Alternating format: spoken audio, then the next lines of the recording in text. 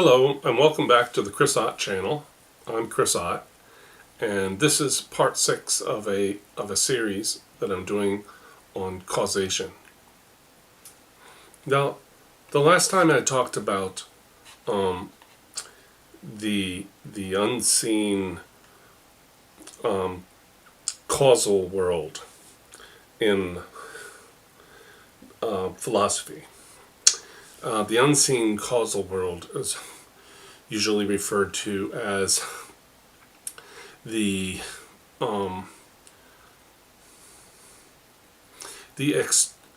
external world. That's what they call it. And they also refer to it, different philosophers refer to it other ways, like the external causal object, or the causally responsible external object, or the thing in itself, meaning independent of its being perceived, which means it's not perceived. So this is a idea that's always been with us. It began all the way back at the beginning of philosophy with both Plato and Aristotle had versions of it, and I've talked about it before, so I'm not going to go over that again. In prior series, I talked about that a couple of times. How each one of them had a unseen cause or object, world of objects that's causing the phenomenal one. Now remember, from our vocabulary, phenomena, although in colloquial use we often use the word phenomenon for something strange that happens or unusual, but actually the real meaning of the word is just anything that can be perceived. Even a headache is a phenomenon, okay? Or a thought or a dream or something you're perceiving with your eyes, or a sound you hear, an acoustic sound. Anything that you experience. Anything that you can be aware of, take experience of, be conscious of. Anything that you can be conscious of is a phenomenon. Okay? But the opposite of a phenomenon is something that cannot be perceived even by the mind. So that would be that which is occult. Okay? Occult, in its original meaning, means, from its root, means hidden. But in philosophy, it means hidden both from your senses, but also from your conception of your mind. There's no way you can conceive of it, of something that's occult. It's entirely mysterious. So this external world that's supposed to be responsible for our phenomenal experience world in some way is a totally occult. Okay? And I went over last time that the sum of anything that you can perceive or potentially perceive or think about or potentially think about is all in the realm of the phenomenal. You can't get outside of your own experience. It would be that'd be a contradiction. You can't experience anything that you're not in the act of experiencing. And to speculate that something like that could exist also is irrational, because the very theoretical object that you're theorizing, I mean, it would be intellectually vacuous if it's something that you can't even grasp with your own mind. Okay? But that's what the external world is. Now, I said also that the problem with the external world being entirely occult and entirely inconceivable and is not something that went unnoticed in philosophy. It has long been noticed, and I pointed out that one of the greatest philosophers of the Enlightenment, Immanuel Kant, even said, finally, after thinking about it, it's his lifetime, because he said, as an old man, he said, this remains a scandal in philosophy, that we still have no evidence for this external world that's so important to philosophy. Now, why is it important to philosophy? I want to explain that again too, but in a more potent way. Now, I emphasized last time that when we talk about the universe, when we go to think about that, and how, we want to explain how the universe came into existence, we're really thinking about our phenomenal universe, the world that we experience, that we taste, touch, feel, the emotions that we have, the pains that we have, the thoughts that we have, the concepts. All those things are phenomenal. That is our universe. So, when thinking about how to explain the universe, it would seem sort of obvious that what you meant by doing that is that you wanted to explain your experiential, phenomenal universe, the one that you experience, enjoy, suffer. This world, this presentation, the appearance, okay? We would want to explain that, okay? It would seem highly strange to a person first coming to philosophy to hear men talking about explaining a universe that they can't even talk about. It's an occult universe. It's another world that they have no evidence for, because no one's ever perceived it. No one ever could perceive it, or would cease to be the external world. It would then be part of your internal world, as they word things. They have this in-out dichotomy in philosophy. Your mental world, the one you're experiencing right now, which they believe is like in your brain, and then some other thing, that world that somehow causing it. Okay, here's why. Let me say this. It would seem kind of automatic that we would just abandon this external world, because it's never going to be able to lead to any explanation of the phenomenal world, because we're talking about something we don't even know what we're talking about, the external world. For instance, like if we want to talk about how something in the external world causes our experience, well, we can't talk about that. Because we're talking about something that we can't even have a concept of. It's not even abstract. Numbers are abstract. They're part of the phenomenal world. I think about numbers, and they're part of my internal world, as they say. Okay? So, seeing how something you can't see or even think about causes your entire experiential universe, well, you're not going to get very far. Because you're not going to be able to set up an experiment and go and check and see, how it does that. Do you follow? Any theory about something that's that occult, well, you couldn't even have a theory. Try to articulate a theory about how something that you can't even conceive causes something. That's the problem. So, why don't people just do away with that, since it's so problematic, this external world? Okay? Why don't we just work with the experiential world? After all, that's our world. We all agree. We see, feel, smell, taste, touch, and think about the present world. Okay? Present is a good word because it both is spatial and temporal. Something that's present is now, and something that present can also be here. It's like it's present in the room, and it's in the present time. So I like to think of the world, the experiential world, as the present world, the here and now. But they like to speculate about the there and them, whatever that is. There and then. Okay.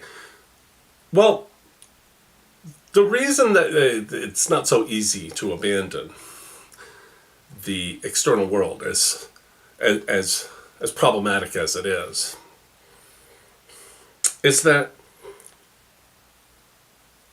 let me give a little example. There's a room, and there's a table, and there's a dinner laid out on the table. And two people come into the room, Jane and John.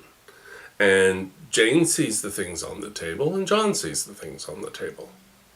Well, if we do away with the external world, we just have the internal world in their brains. And therefore, Jane's entire world is in her head. Literally in her brain. Okay? Or in her mind, if you want to even think like that. I don't even know what that would mean, really. But, and John's world, he's in his brain or his mind. Okay? So, and if more people came in the room, their whole world would be in theirs. And so you have all these worlds. And we have to ask, well, why do they agree upon what's on, on the table? That John doesn't come and say, well, I think there's ham on the table. And Jane says, no, I see turkey. See, there's a lot of evidence that the things in the room are not all in your head. Because everybody seems the same one. So this sense of sharedness, okay? This publicity, these shared qualities of experience point to some kind of common cause, okay? You can't have, if Jack's experience and John's experience and Jane's and Sally's experience is all in their head, well, then there would be no explanation why they're seeing the same one in their heads. Okay? They would just be having their own personal dream, and it would be different. And actually, the whole system would fall apart. It wouldn't make any sense. Because you wouldn't even know what you're talking about anymore. If you talked about... No, there wouldn't be anything to talk about. As a matter of fact, Jane and Jack and John wouldn't even be able to communicate with one another. They would basically be like asleep, dreaming. And they would have a world in their head. So this need for a common object that's shared by each witness is why the concept of an external world is robust. Now, there have been attempts to do just that, to say, well, I think the world is in each person's mind separately. Everything John experiences is in his mind, and the world that Jane experiences is in her mind. And then you have to ask, well, why do they share so much of the same, opinions and experiences? They both see a mountain out the window. So one of the people to think of that way and do away with the external world was George Berkeley, and his theory became known as subjective idealism, and it was the idea that everybody's world is really in their mind, and then the reason that it's the same is because God put it there. So God has the whole world in his mind, like he imagines it, and he holds it in his mind. And then for Jane, he puts some copies of his experience in her mind, and he puts some in Jack's. And for Jane, her experience is kind of like from this side of the room, and for Jack, his experience is from that side of the room. And then God has to constantly replace these with new experiences that are just right for you. And this keeps God very busy, because with all the billions of people in the world, he's constantly running around creating, putting the right pieces of his imagination into their head, copies of it.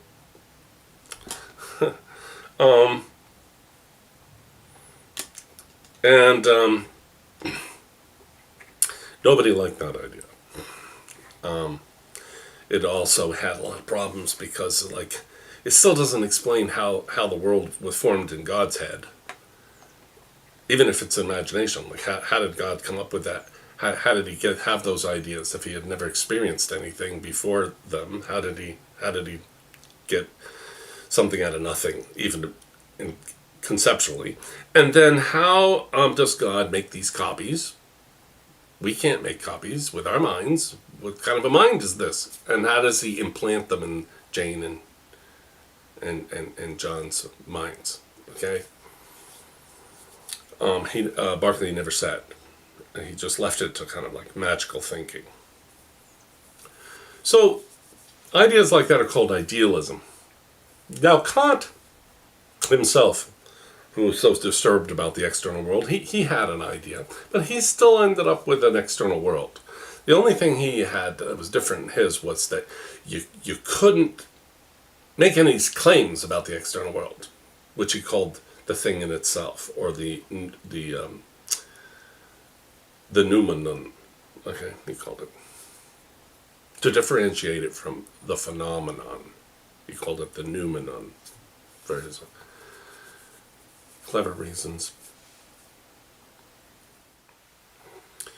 So I hope that the listener understands that there's a reason why something so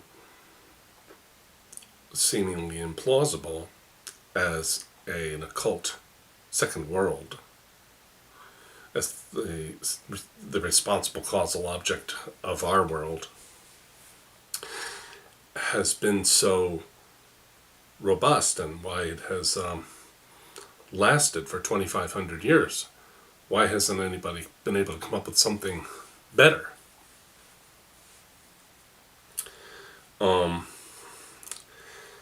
Well, I'm going to explain why nobody came up with anything better. It's a little story about the history of thinking, and it's a sort of like, an unfortunate series of events that led to this never being, nothing else ever being proposed.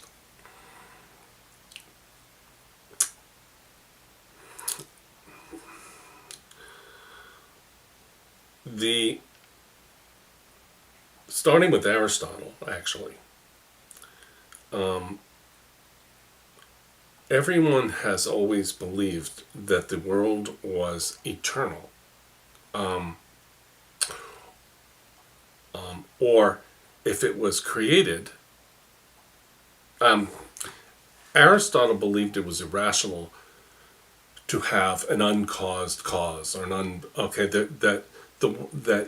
so he believed that the world was not caused, but was just eternal, okay, in a kind of a steady state, all right?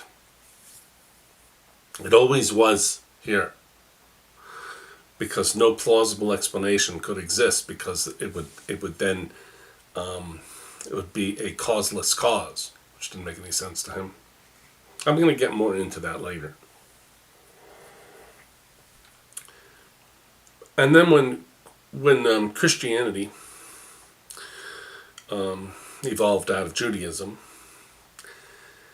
its idea, taken from Genesis, was that God created the world pretty quickly, and then the world was pretty much the same ever since. Okay? And so, what that has in common with Aristotle and Plato and everything else that had come before is that The idea of evolution didn't exist. It was presupposed by both ancient and medieval philosophers that the world has always been like this. And either it never was created, or if it was created like this the day it was created. It's just sort of like, it's like a baby being born fully, 25 years old. And then he's always 25 years old. It's kind of like that. Anyway, this kind of vision of the world is not evolving, but being the way it always was, is called, we can call it a steady state view. And up until pretty modern times, all theories assumed a steady state world. The world had always been essentially like it is, either always or from its creation. That it hadn't changed. It just was created like this.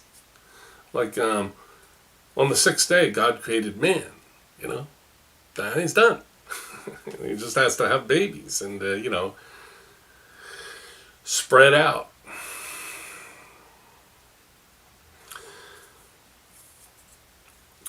Now, in the Enlightenment, people began to have less and less faith in God. But there was one thing they still needed God for, and I've already said this. They had no way to explain how the world got here. So they figured, well, there had to be some kind of creator because there's a world. And so while they abandoned most of, miracles and belief and things like that from the Bible, they still retained that some kind of God in some abstract sense had created the world and then left it alone. And then it runs like a clock,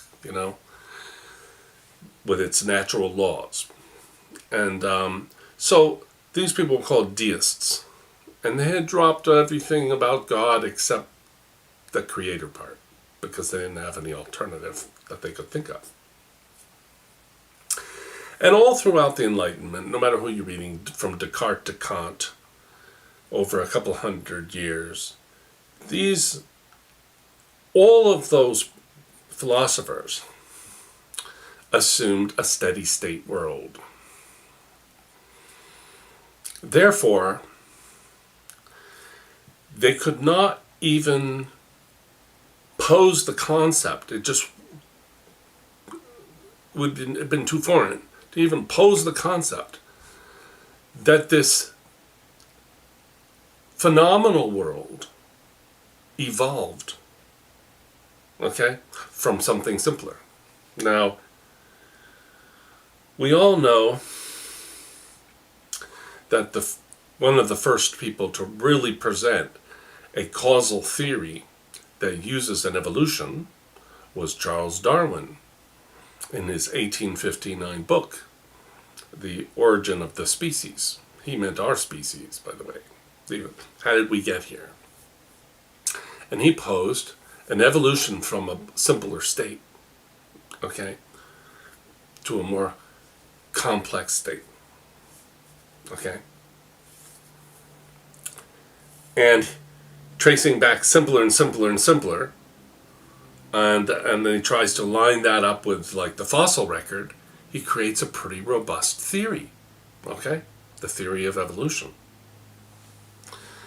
That was 1859. That's well over 50 years after the Enlightenment ended.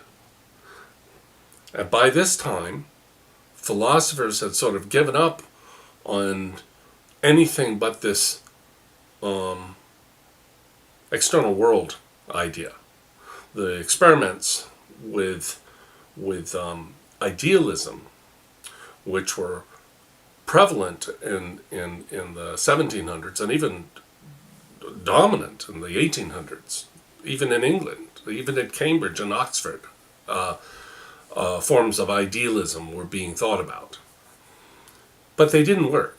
They didn't get out of the problem of, it's all in your head, so how come we're having the same experience? It didn't work. They all ended up in the same trap of, the world's all in your head, so how come we see the same world?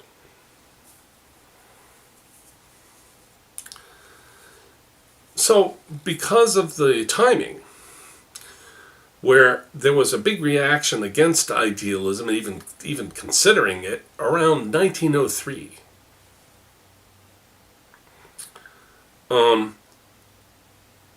By the time they reacted, they had adopted this external world, this occult world, as the cause of our experiential world. They'd adopted that from the past. But they never thought of applying evolution to a nominal world, a phenomenal experiential world, because they didn't believe. They felt that it's the external world that was created, and somehow the external world is creating our internal, what they call the internal world in your brain. And so they never. I expressed that poorly, but these two ideas sort of missed each other. Evolution had become the standard way you explain anything in science. When we turn to medicine and the virology or anything, we're always talking about evolution. Or if we look at geology and how the rocks got the way they are, with volcanism and with erosion, that's an evolution. Everything's an evolution.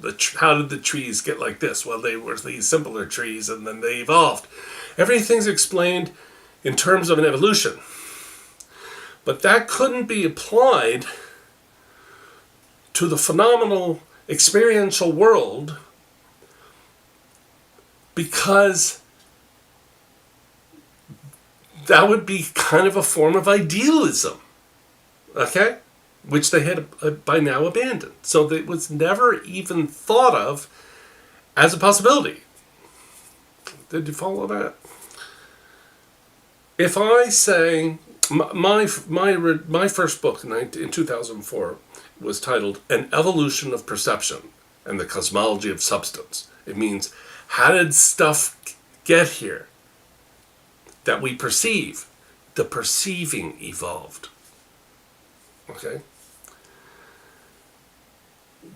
I don't have an external world. It doesn't have any use for me. I don't see how it could cause anything. How does an object cause something? All things are caused by evolutions. Find anything in science that isn't explained today except in any way except in terms of an evolution. Whether it's the planets themselves, even if it's wrong, that's how they try to understand it. With the Big Bang, and then everything came out, okay, and it's still expanding, and that evolved into this.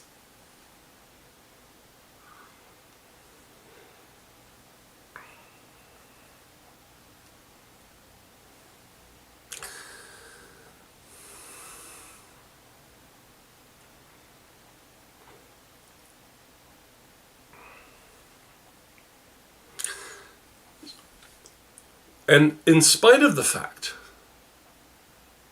that process is the MO of all the sciences today, that never translated over into metaphysics and philosophy, because they had sort of like,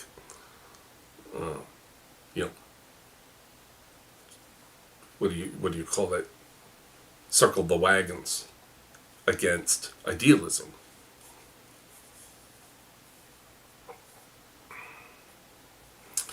But idealism isn't even the right word for what I'm describing. If the phenomenal world is the world, and it evolved, there's no other world causing it. And if you look up what idealism means, they always have that there's some kind of hidden, occult, other second world causing your experience. So you look it up, look up the word idealism. It's a two-world view. But I don't have a two-world view. I have a one-world view. This world, the present world. Okay? And therefore, my theory, which I'm going to elaborate on, but anybody can look back into my previous talks and find it or download my book, which I'll put a download to my book right in the notes under this video for anybody to get and read. It's only 80 pages. It's simple.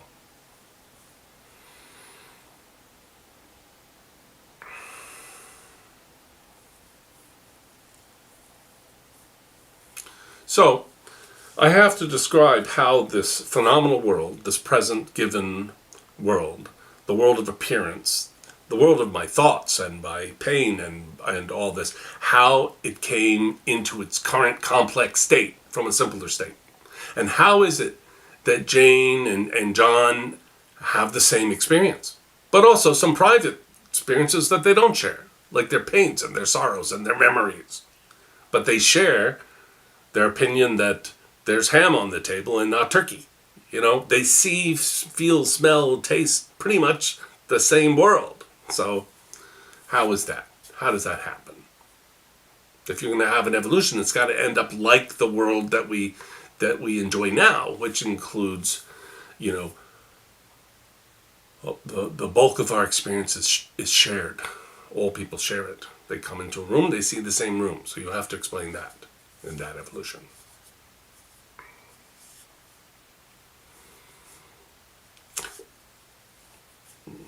Something I need to talk about, but I'm not sure when, is I need to talk about why this is important and who this is for and when I think it will reach those people and humanity in general, and why it'll take that long, and why that's a good thing. And I have to show why, especially, why this is going to be earth-shaking at some point in the future, when it's understood. I have to say all of that.